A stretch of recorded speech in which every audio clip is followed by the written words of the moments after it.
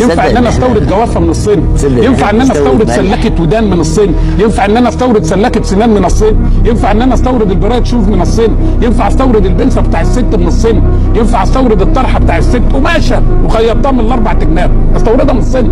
يقول بقى حاجه تاني، الدوله اللي تصدر منتجاتها خام دوله عقول المسؤولين فيها خام.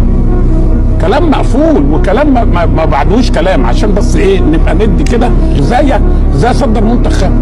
ازاي اصدر منتج خام؟ اقول العالم كله. اقول لحضرتك على حاجه تانية كتير لغت الكلام. الطعميه والفول ده اختراع مصر، الطعميه مقرات وبتاع والكلام والحاجات دي.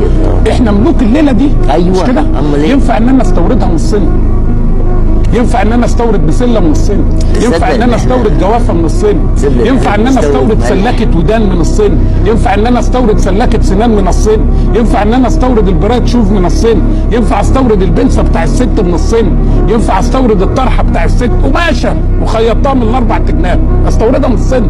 ابره اللي بتتشبك فيها بتاعت الست هانم المحجبه دي استوردها من الصين؟ في حل للكلام ده؟ طبعا في حل. يوجد مشكله ملهاش حل.